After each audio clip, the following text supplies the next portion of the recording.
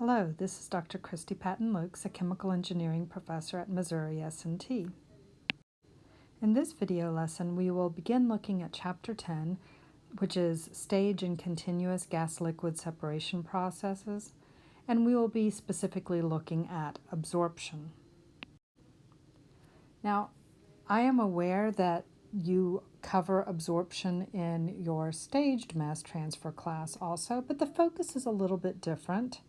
The two courses ideally will complement each other, and by seeing both of them, it will help you understand the two courses more fully. So what is gas absorption? These are mass transfer operations where a gas and a liquid are brought into contact with each other.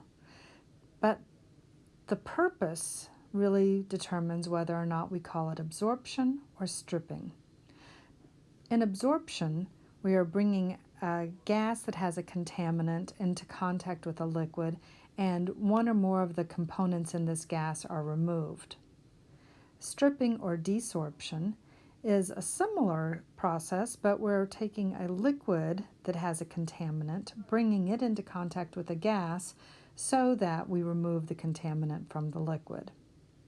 So examples shown here, CO2 and H2S can be removed from a natural gas stream out of a well by absorbing it in a solution of an amine or alkaline salts. Similarly, stripping could be done when we strip CO2 from liquid water by bringing in another gas, such as nitrogen gas. In either case, the language used is from the point of view of the liquid, okay? The liquid molecules are more close together. They're going to be our point of view. So in the case of being absorbed, the liquid is absorbing the contaminant out of the gas. And stripping, the liquid is having material stripped from it.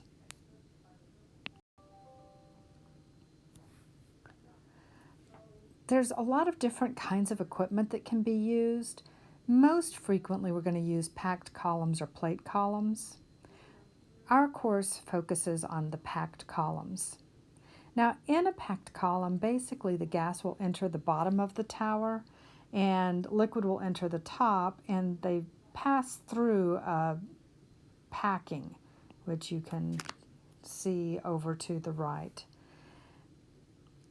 By just geometry and gravitational pull, the gas will tend to rise, the liquid will tend to fall, and the packing helps to distribute these so that they mix as fully as possible.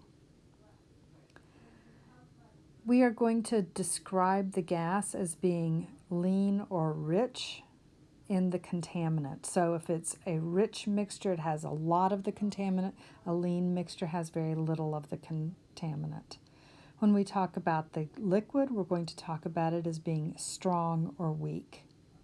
Okay, some minor differences in language. I've shown here a couple of pictures of types of packing. They can be random packing. These pictures that are on your right are showing you samples of random or dumped packing. And you would have thousands of these that would just be dumped together in the column on some sort of grid surface that would allow the gas and the liquid to pass through. And these ideally will just randomly distribute themselves so that we don't get any bad flow patterns. Now we'll be talking about those in the next video lesson. Another option is structured packing. We have more control with structured packing. So they look, I don't know if you guys are familiar with Brillo pads, but to me that's what they look like, these steel wool scrubbers that sometimes we use in our kitchen. And they can be very, very thick, they can be very, very broad, but they are organized in such a way that you have control over where the fluid is going through. But both of these are considered styles of packed towers. So we're going to stop this video here. We're going to come back in the next lesson and we're going to look at some of the flow patterns that we can have and some of the flow characteristics that we need to analyze. Thank you very much for your time.